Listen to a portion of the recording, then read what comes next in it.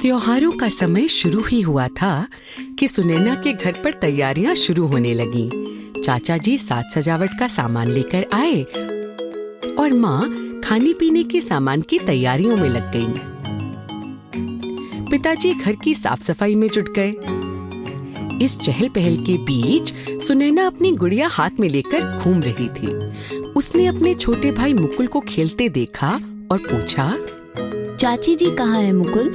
सुनैना दीदी, माँ अपने कमरे में कपड़े सी रही हैं। ये सुनकर सुनैना भागकर चाची जी के पास गई। चाची चाची, आप मेरी मदद करोगी? हाँ सुनैना, बिल्कुल करूँगी। बताओ क्या बात है? बहुत सारे त्योहार आ रहे हैं और घर पर सब लोग नए कपड़े ला रहे हैं। मुझे भी अपनी गुड़िया के लिए तरह तरह के नए कपड़े बनाने हैं। इसमें मुझे आपकी मदद चाहिए होगी। मैंने अभी बहुत से कपड़े सिले हैं। इनमें से ढेर सारी कतरन बची है। हम कतरन से तुम्हारी गुड़िया के लिए नए कपड़े बना सकते हैं। ये लो कतरन से भरा थैला। इसमें से जो पसंद हो वो ले लो। अरे वाह, इसमें तो बहुत से रंग बिरंगे कपड़े हैं। हाँ सुनैना, इसमें अलग अलग तरह के कपड़े हैं, जैसे सूती, रेशमी और सिंथेटिक। तुम इसमें से किसी से भी अपनी गुड़िया के लिए फ्रॉक या सलवार कमीज बना सकती हो। यह सब कपड़े कितने सुंदर हैं चाची। इतने सुंदर कपड़े बनते कैसे हैं? सुनैना, हमारा देश भारत दुनिया भर में मशहूर है विभिन्न प्रकार के कपड़े बनाने और सजाने के लिए। भारत के हर प्रांत का पहनावा अलग अलग है और वहाँ बनाए जाने वाले कपड़े भी अलग प्रकार के होते हैं। सूती, रेशमी, मखमली, हर तरह का कपड़ा बड़ी छोटी फैक्ट्री और कार्यशालाओं में बनता है। सुनैना, अगर तुम कपड़ों को ध्यान से देखोगी तो मालूम पड़ेगा कि हर कपड़ा धागों को बुनकर बना होता है। अरे हाँ, ये तो ऐसा लग रहा है कि धागों की चटाई बना रखी हो। चाची, यदि कपड़ा धागों से बनता है तो ये धागे आते कहाँ से हैं? सुनैना के इस सवाल का जवाब देने के लिए चाची अपनी सिलाई मशीन से धागा निकालकर उसे और पतले भागों में खरोंचती हैं और सुनैना को दिखाती हैं। सुनैना, ये जो छोटे छोटे रेशे नजर आ रहे हैं, जो इस धागे से निकल रहे हैं, उन्हें तंतु कहते हैं। इन तंतुओं से धागे बनाए जाते हैं और फिर उनसे कपड़े का उत्पादन होता है। यह तो बड़ी ही दिलचस्प बात है। मैं अपने दोस्तों को भी बताऊंगी। पर चाची, मैंने तो कभी तंतु आसपास नहीं देखे।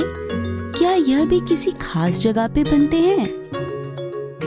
सुनैना, विभिन्न प्रकार के कपड़ों को बनाने के लिए इस्तेमाल होने वाले तंतु विभिन्न जगहों से मिलते हैं।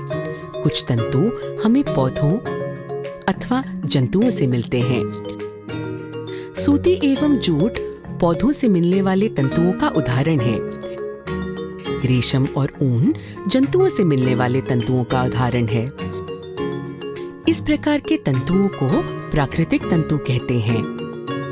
पहले ज्यादातर प्राकृतिक तंतुओं से बने हुए वस्त्रों का प्रयोग होता था, पर कुछ वर्षों से रासायनिक पदार्थों के इस्तेमाल से भी तंतु बनाए जा रहे हैं। इन्हें संश्लिष्ट तंतु या सिंथेटिक तंतु कहते हैं। चाची, ऐसे तंतुओं के इस्तेमाल से किस प्रकार का कपड़ा बनता है? इनसे नायलॉन, पॉलिएस्टर तथा एक्रिलिक जैसे कपड़ों का उत्पादन होता है। सुनैना, अब अपने चारों ओर देखो और ऐसी चीजें ढूंढो जिनमें प्राकृतिक तंतुओं के इस्तेमाल से बने वस्त्र हों। आपने जो साड़ी पहनी है, ये सूती कपड़े की लग रही है, तो यह हुई प्राकृतिक तंतुओं से बने वस्त्र का उदाहरण। और यह जो मेजपोश है, ये संश्लिष्ट तंतुओं से बने हुए वस्त्र का प्रतीत होता है। बिल्कुल सही पहचाना सुनैना, यह मेजपोश नायलॉन से बना है। बातों बातों में चाची ने सुनैना की गुड़िया के लिए एक सुंदर सी फ्रॉक भी बना दी, जिसे देखकर सुनैना बहुत खुश हुई।